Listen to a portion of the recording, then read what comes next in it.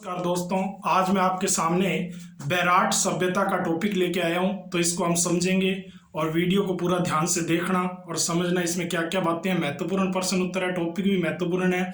हर परीक्षा में इसमें से प्रश्न आते ही आते हैं। तो अपने देखते हैं कि बैराट सभ्यता है कहाँ। सबसे पहले तो बैराट सभ्यता जो है वो, बैराट को प्राचीन युग की चित्रशाला भी कहते हैं। और बैराट सभ्यता जो है वो जयपुर जिले में है। जयपुर हमारी राजधानी है। राजस्थान में जयपुर में बैराट सभ्यता है। और बैराट सभ्यता जो है वो जयपुर में भी शाहपुरा उपखंड में स्थित है।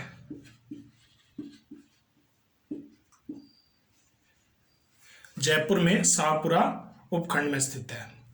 अब देखो यहां पर 3 पहाड़ियां हैं,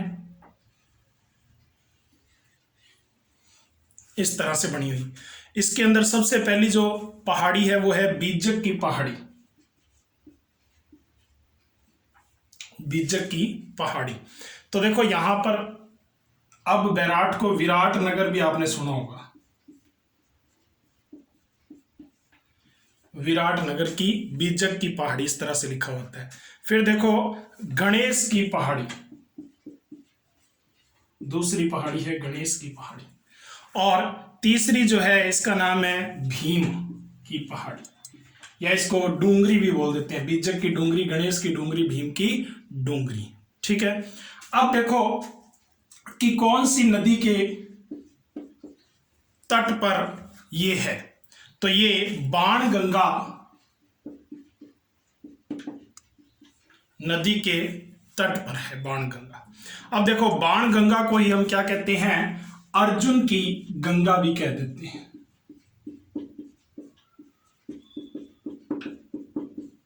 अर्जुन की गंगा। तो देखो बैराट सभ्यता, बैराट को प्राचीन युग की चित्रशाला कहते हैं, क्योंकि यहाँ पे शिल चित्र मिले, हम आगे और बात करेंगे। तो इसके कारण इसे प्राचीन युग की चित्रशाला कहते हैं। दूसरा जयपुर में स्थित है, और जयपुर में भी शाहपुरा उपखंड में स्थित है। और विराट नगर बोलते हैं इसको। विराट नगर आपने महाभारत में नाम भी सुना होगा, विराट नगर। बीजक की पहाड़ी गणेश और भीम की पहाड़ी या डूंगरी। तो देखो ये इसकी स्थिति है। अब देखो कि और क्या बातें हैं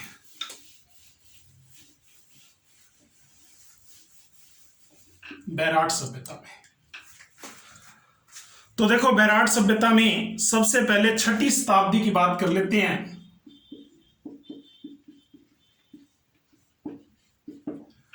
6ठी शताब्दी में मत्स्य जनपद,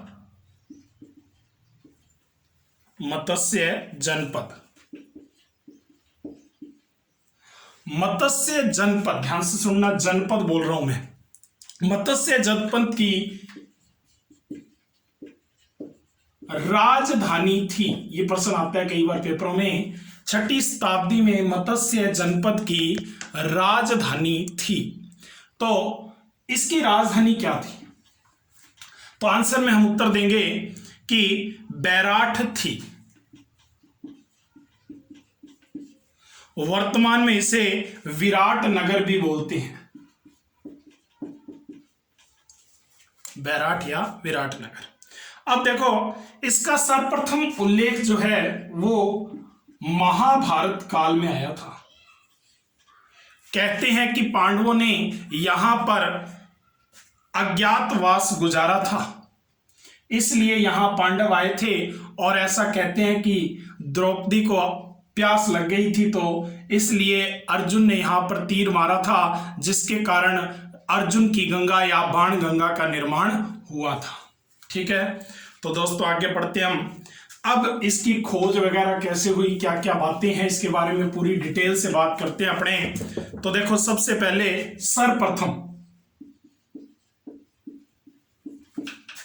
सर्वप्रथम जो खोज की थी, जो उत्खनन किया था, वो व्यक्ति कौन था? तो देखो राय बहादुर दयाराम साहनी।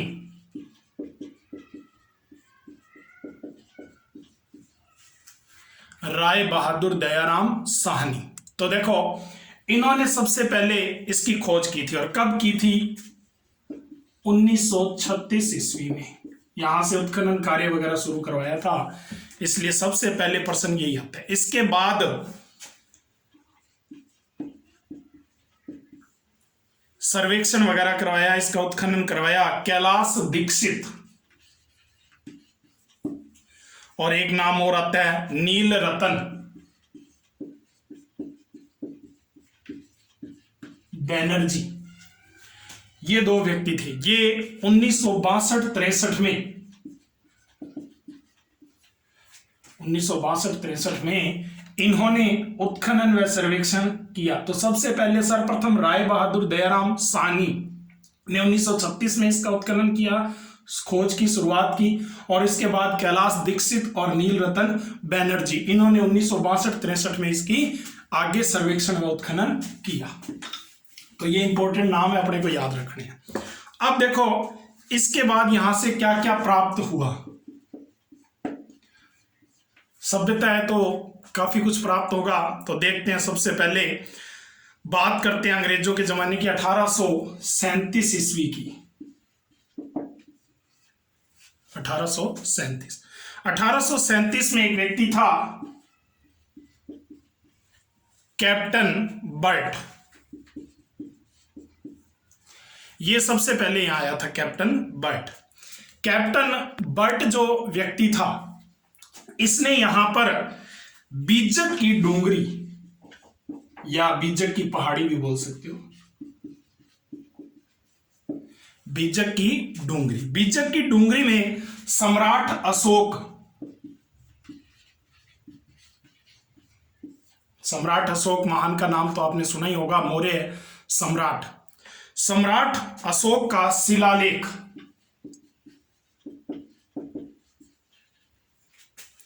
शिलालेख मिला, यहां से प्राप्त हुआ। तो सम्राट अशोक मौर्य, राजस्थान में कोई भी प्रश्न आ जाए कि मौर्य से संबंधित कौन सा स्थल है, तो उत्तर होगा बैराठ सभ्यता।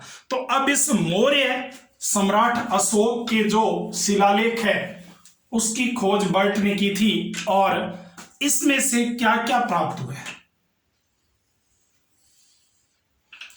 ओके बना दियो गुरु जी। देखो कि इस प्रकार से, पूरा गोल नहीं बना है, लेकिन इस प्रकार से एक शिलालेख मिला है जो इस गोल आकृति में पहाड़ी के ऊपर से मिला है। तो देखो कि इसका नाम है भाम्ब्रू शिलालेख। इसमें भाम्ब्रू शिलालेख में लिखा हुआ है मौर्य सम्राट ने अपने आप को मगध का राजा कहा है, मगध का राजा। फिर देखो इसमें ब्राह्मी लिपि लिखी हुई है। कौन सी लिपि है? ब्राह्मी लिपि। और ब्राह्मी लिपि में 3 शब्द लिखे हुए हैं। सर कौन कौन से? तो 3 शब्द है बुद्ध, धम्म, संघ। ये 3 शब्द अशोक द्वारा लिखे गए हैं, बुद्ध धम्म संघ। तो भाम्ब्रू शिलालेख मिला है, इसका नाम है भाम्ब्रू शिलालेख, मौर्य सम्राट अशोक का शिलालेख। इसमें लिखा है मगध का राजा। अशोक ने अपने लिए क्या लिखा है? मगध का राजा। ब्राह्मी लिपि में लिखा गया है, और बुद्ध धम्म और संघ, ये 3 शब्द लिखे गए हैं। त्रिरत्न भी बोल देते हैं इसको, 3 शब्द। ये शिलालेख वर्तमान में राजस्थान में नहीं है, ये वर्तमान में कोलकाता में रखा गया है। इसे कोलकाता ले गए थे 1840 में। 1837 में भट्ट ने खोजा था और 1840 में इसे कोलकाता ले गए। तो वर्तमान में अगर पूछ लिया जाए कि ये शिलालेख कहाँ स्थित है, तो आप उत्तर क्या दोगे दोस्तों? कि ये शिलालेख वर्तमान में कोलकाता में है। ठीक है दोस्तों, अब देखो कि इस शिलालेख के बारे में और भी कुछ बातें हैं। इस शिलालेख में मौर्य सम्राट अशोक ने अपने आप को मगध का राजा बताया, ये मैंने आपको बता दिया। बैराठ क्षेत्र बौद्ध धर्म का उस समय प्रमुख केंद्र माना जाता है। बैराठ जो था वो उस समय बौद्ध धर्म का प्रमुख केंद्र था। बौद्ध धर्म का क्या था? प्रमुख केंद्र। अब देखो, ये तो हुई इस शिलालेख की बातें। अब यहां पर थोड़ी सी और बात करते हैं। जयपुर के महाराजा, जयपुर के महाराजा जिनका नाम है राजा राम सिंह, और आपको पता है यहां पर कछवाहा वंश का राज था, कछवाहा वंश का राज था। तो यहां पर जयपुर के महाराजा राम सिंह, राजा राम सिंह के काल में सोने का एक कलश मिला था। अब देखो, ये जो सोने का जो कलश था, इसके अंदर क्या मिला था हमें? तो इसके अंदर, सोने के कलश के अंदर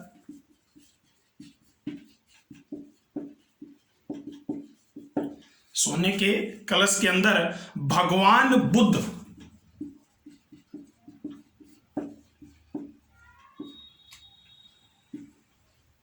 भगवान बुद्ध की अस्थियां मिली थी। क्या मिली थी? भगवान बुद्ध की अस्थियां सोने के कलश में। ठीक है दोस्तों, अब देखो कि इसको स्वर्ण मंजूषा भी लिखा हुआ मिलता है। एक ही बात है, सोने का कलश या स्वर्ण मंजूषा, ये एक ही बात है। तो भगवान बुद्ध से संबंधित हो गया। जयपुर के महाराजा राम सिंह के काल में ये खुदाई हुई है, ये भी आपको ध्यान रखना है। अब देखो, इसके बाद 1999 की बात है। 1999 में बीजक की पहाड़ी,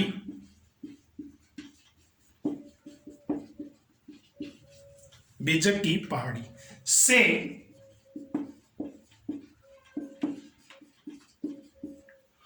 बीजक की पहाड़ी से बौद्ध मंदिर प्राप्त हुए हैं।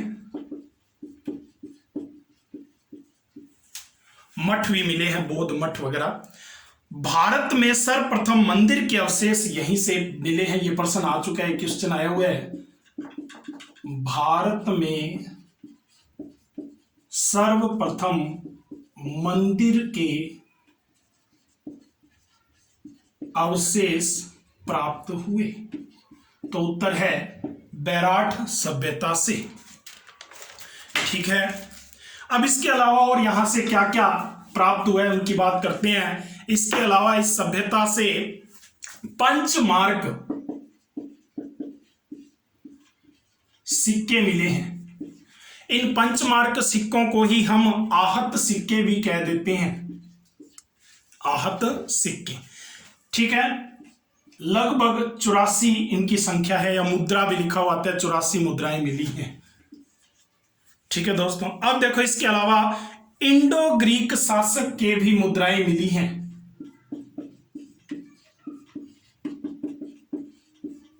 हिंद यूनानी मुद्राएं बोल देते हैं इनको, इंडो ग्रीक। 24 मुद्राएं मिली हैं, ये 24 मुद्राएं मिली हैं। ठीक है दोस्तों, अब देखो, इसके अलावा यहां से इंडो ग्रीक मुद्राओं में 16 मुद्राएं प्रसिद्ध है, जो यूनानी शासक मिनेंडर की मिली हैं। मिनेंडर एक शासक है, यूनानी शासक, इसकी हमें 16 मुद्राएं प्राप्त हुई हैं। तो ये प्रश्न भी पेपर में आ चुके, आरएस में पिछली बार आया था 2018 में। मिनेंडर 16 मुद्राएं यहां से मिली हैं, इंडो ग्रीक मुद्राएं, प्रसिद्ध यूनानी शासक था। इसके अलावा यहां से अलंकृत घड़े मिले हैं। क्या मिले हैं दोस्तों? अलंकृत घड़े, ये भी यहां से प्राप्त हुए हैं। इसके अलावा यहां से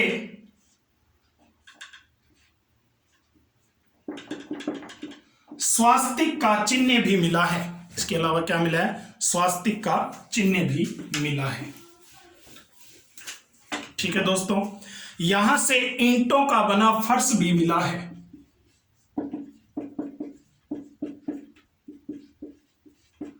ईंटों का बना फर्श भी मिला है। इसके अलावा बहुत ही इंपॉर्टेंट प्रश्न है, नाचते हुए पक्षी की मरण मूर्ति, ये भी यहीं से मिले हैं। मिट्टी की मूर्ति मिली है नाचते हुए पक्षी की। इसके अलावा सूती वस्त्र के अवशेष मिले हैं।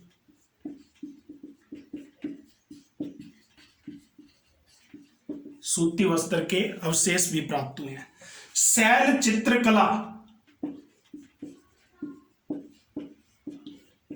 शैल चित्रकला भी यहां से मिली है। पहाड़ों पर खुदी हुई चित्रकला भी यहां से प्राप्त हुई है। तो ईंटों का बना फर्श मिला है, नाचते हुए पक्षी की मरण मूर्ति मिली है, सूती वस्त्र के अवशेष मिले हैं और शैल चित्र मिले हैं। आर्य लोगों की बारे में जानकारी यहां से प्राप्त होती है। बौद्ध मठ मिले। और अब एक बात और, हीनयान, आपने संप्रदाय सुने होंगे बौद्धों में, हीनयान और महायान। तो यहां से हीनयान संप्रदाय से संबंध बताया जाता है। ऐसे अवशेष मिले हैं जिससे हीनयान संप्रदाय का पता चलता है। तो ये भी इंपॉर्टेंट है। अब देखो यहां से एक बाला की मूर्ति मिली है। बाला की मूर्ति मिली है जिसके सिर व पैर नहीं है, जिसके सिर व पैर नहीं है। बाला की मूर्ति मिली है, सिर व पैर नहीं है। ठीक है, अब देखो थोड़ी सी और बात करते हैं। एक चीनी यात्री आया था हवेन स्वांग, यह आपने नाम सुना होगा, यात्रियों का राजकुमार भी कह देते हैं इसको, हवेन स्वांग। अब देखो कि ये बैराट यात्रा पर आया था। इसने एक बुक लिखी थी सीयूकी, ये इसकी पुस्तक का नाम है सीयूकी। सीयूकी में इसने बैराट को नाम दिया था पार यात्र। ये भी प्रश्न बहुत अच्छा बनता है कि बैराट को क्या नाम दिया था हवेन स्वांग ने, तो पार यात्र नाम दिया था अपनी पुस्तक सीयूकी में। ठीक है दोस्तों, इसके अलावा जो बैराट सभ्यता थी ये लोह धातु से परिचित थी। किससे परिचित थी? लोह धातु से परिचित थी, लोह धातु के बारे में जानते थे। ठीक है, अब देखो इसके अंदर एक प्रश्न और आया हुआ है 1871-72 ईस्वी में। ये प्रश्न ध्यान से नोट करना। 1871-72 ईस्वी में एक अंग्रेज आया था कार्ननाइन। ठीक है, इसने भीम की डूंगरी से दूसरा शिलालेख खोजा था। दूसरा शिलालेख कहां से खोजा? भीम की डूंगरी से। तो यहां से 2 शिलालेख खोजे जा चुके हैं। तो 1871-72 में दूसरा शिलालेख भीम की डूंगरी से खोजा गया है। ये प्रश्न भी मोस्ट इंपोर्टेंट है, ध्यान रखना। अब देखो कि इस बैराट सभ्यता का विनाश कैसे हुआ। तो देखो कि विनाश की इसकी क्या कहानी है। तो देखो शैव धर्म का एक अनुयायी था। शैव मतलब शिव को मानने वाला। तो देखो ये एक हूण जाति आई थी, मध्य एशिया से बताते हैं कि एक हूण जाति आई थी, आक्रमणकारी जाति। ऐसा दयाराम साहनी ने हमें बताया है कि हूण जाति आई थी जिसने यहां पर आक्रमण किया था। और इसके अंदर भी एक राजा था मिहिर कुल, प्रतापी शासक था मिहिर कुल। इस मिहिर कुल ने आक्रमण किया था जिसके कारण ये सभ्यता नष्ट हो गई थी। मंदिरों को तोड़वा दिया था, स्तूपों को तोड़वा दिया था। इसने इस सभ्यता का अंत कर दिया था। ऐसा माना जाता है बैराट के विनाश जो किया था वो मिहिर कुल ने किया था। ऐसा किसने बताया है? दयाराम साहनी जी ने। तो ये आज हमने बैराट की सभ्यता के बारे में दोस्तों जाना। अगर आपको ये वीडियो पसंद आए तो इसको लाइक और शेयर करना और अधिक से अधिक लोगों को बताना, सब्सक्राइब कर लेना ताकि आपके पास नोटिफिकेशन पहुंच सके। धन्यवाद।